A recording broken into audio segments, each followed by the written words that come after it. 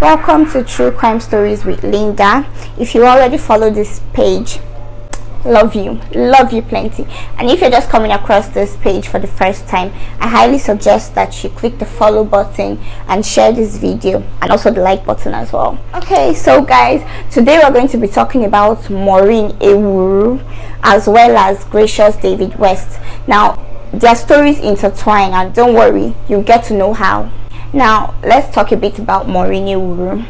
Maureen was a 23-year-old recently divorced mother of two. Maureen was from Abia State, Umuahia to be precise, and she resided in Port Harcourt, Rivers State, and was a makeup artist in training. Sometime around September 2019, Maureen is at the bus stop waiting for a bus, and then some guy just walks up to her and is trying to talk to her.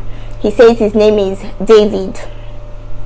Enter into the scene Gracious David West. He says he only comes to Port Harcourt to visit his family, but he works in Owerri, and he'd like to see her whenever he comes to Port Harcourt again, because according to him, he was headed back to Owerri for work and Maureen was headed home.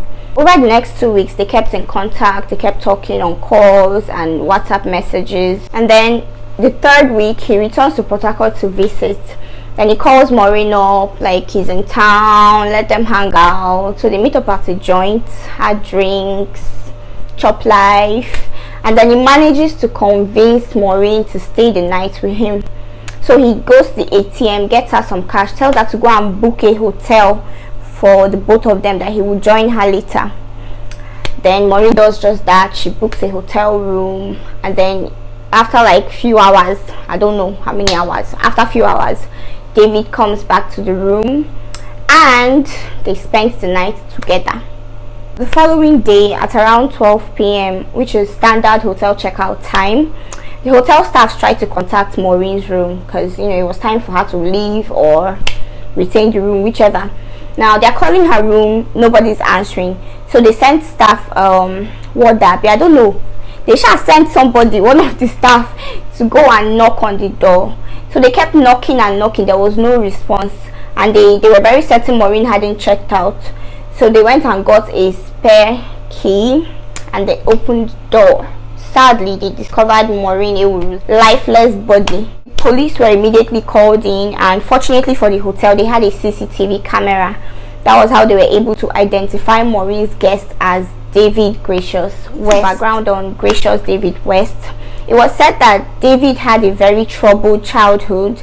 He was the only child of his mother, born into a polygamous family. At a very young age, his mother was allegedly poisoned, and being the only son of his father, according to him, much was expected of him, and when he couldn't meet up, he just became frustrated and turned to a life of crime. That he would kill, he would rob, he would basically do anything just to survive, until he started attending a church at Obibo, and he confessed all he had done to the pastor or the presiding overseer of the church.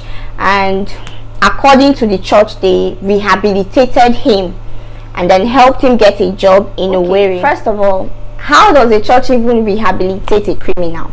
Hello? In fact, everybody aware of that rehabilitation should have been arrested as well. If you ask me, they are a party to his crimes. Now, back to Maureen's case. An APB was put out on Gracious David West, and on the 19th of September, he was arrested on his way to Uyo.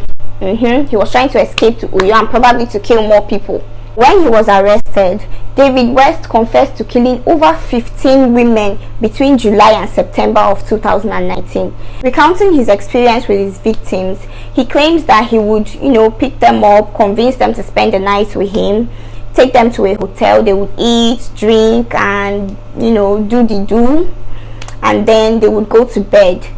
In the middle of the night, he would wake them up with a kitchen knife to their throats, and he would threaten them to cooperate. And if they cooperate, he will not kill them. But we know that's a lie, David. We know it's a lie. Now he would turn up the volume of the TV.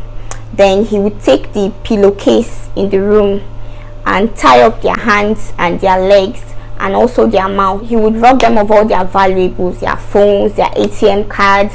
And he said that most of the time, all of the time, the girls would be begging for their life, offering him cash, and that's how he usually gets their ATM pins. They would, you know, willingly give it to him just so he won't kill them, which we all know David eventually strangles all his victims to death. He said that everything he steals from, you know, his victim, he always uses to get another victim, like the money, the valuables. He would sell them and then use that money to go pick up another girl, lodge in a hotel, repeat the same process all over again. And sadly, that is the same fate that Maureen Ewuru suffered. David West pleaded guilty of all charges, and in October of 2020 he was found guilty of the murder of 15 women and the attempted murder of one Miss Benita Etin, and was sentenced to death by hanging. Benita was the only known survivor of Gracious David West, but for some reason she refused to testify against him in court. Now, Maureen didn't have to die. None of all those other 15 women had to die.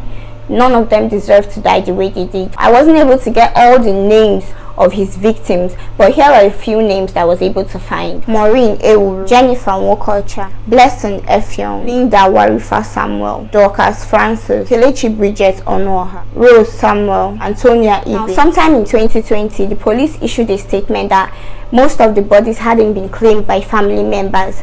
So I'm using this opportunity to, you know, try to reach out to anyone who's familiar with any of the names that I've mentioned today, and just anyone who is missing a family member to probably just check. So guys, that's the sad story of Maureen Ewuru and the other 14 victims of Gracious David West. I hope you guys enjoy watching this video, and as usual, I always have so much fun making this video. Don't forget to click the follow button and the like button as well, and share this video if you are not a member of True Crime Stories as well. Share it. See you guys on my next post.